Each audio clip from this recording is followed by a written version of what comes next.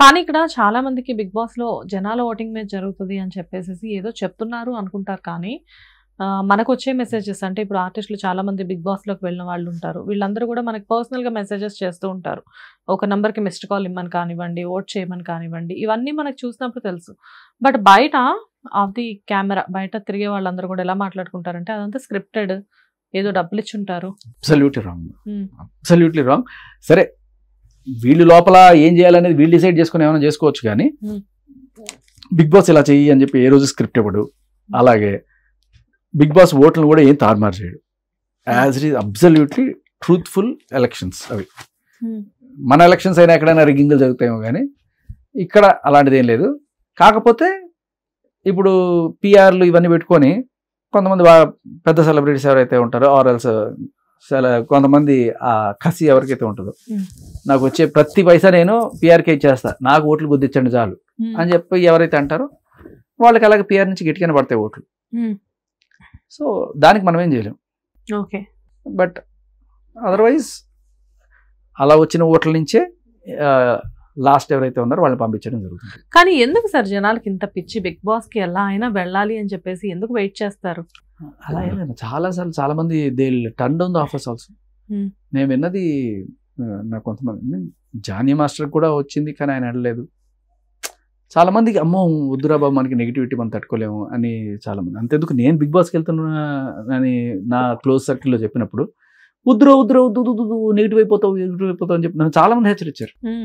So చాలా మంది opt out, but అలాగే చాలా మంది వెళ్ళాలని కూడా క్రేజ్ ఉంటుంది.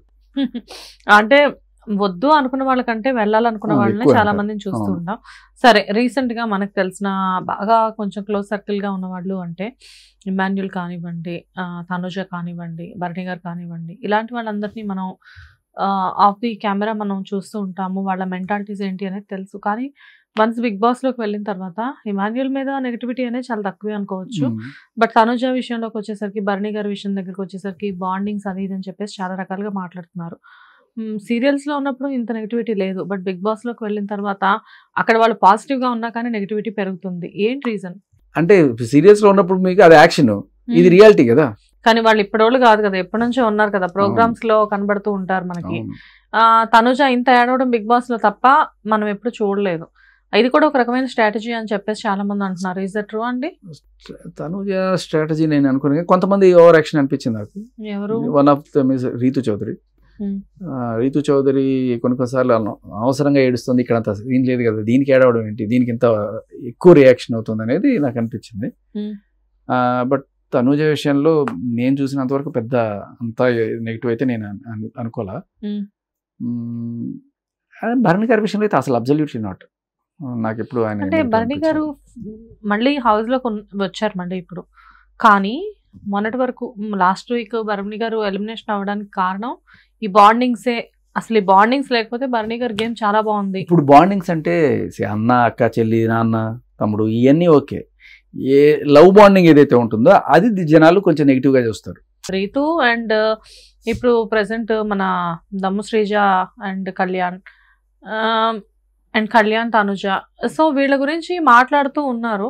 కాకపోతే ఏంటంటే రీతు చౌదరి గేమ్ ఆడుతుందా, గేమ్ క్రియేట్ చేస్తుందా, లేకపోతే గేమ్ ని క్రియేటివిటీగా చేశాను అని చెప్పి తనలో తను అనుకుని ఏదో యాక్ట్ చేస్తుందా?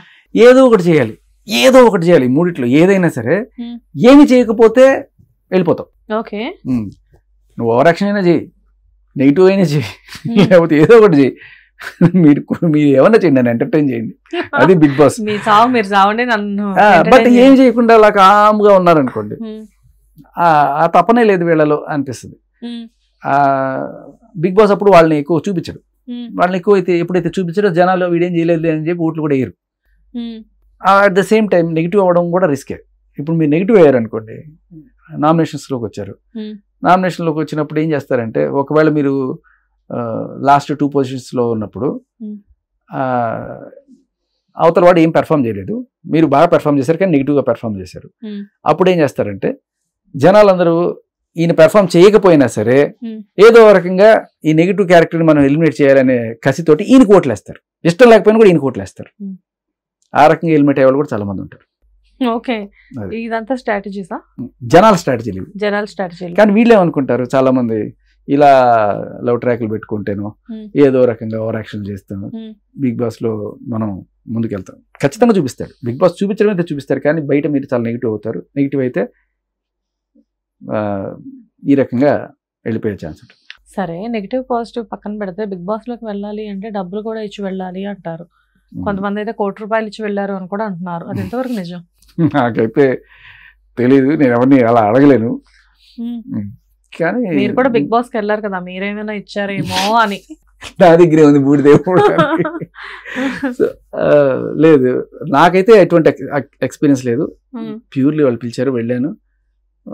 కాకపోతే బేరం అంటే రెమ్యూనరేషన్ ఎంత అన్నప్పుడు సరే ఓకే మంచి ఛాన్స్ కదా పోయినట్టే నేను సంతకం పెట్టేశాను. కానీ బయటకు వచ్చిన తర్వాత రే అలా ఒప్పుకోకూడదు, వాళ్ళు అడిగిన దానికి డబ్బులు అడగాలి, ఇలా ఇవో చెప్పుకుంటూ వచ్చారు. సరే కానీ అని చెప్పి నేను అనుకున్నా. కానీ మీకు అప్పుడు అడగడం రాలేదు. బార్గెనింగ్ ఏం చేసుకోకుండా నేను ఎక్కడ ఉండదు మనకు బేసికలీ. సో అందుకే మా అమ్మ నన్ను మార్కెట్కి పంపించదు. ఓకే, అలా అంతే తప్ప వాళ్ళు పాపం వాళ్ళు ఎప్పుడు అడగలేదు. ఇవన్నీ రూమర్స్ నాకు తెలుసు. ఓకే.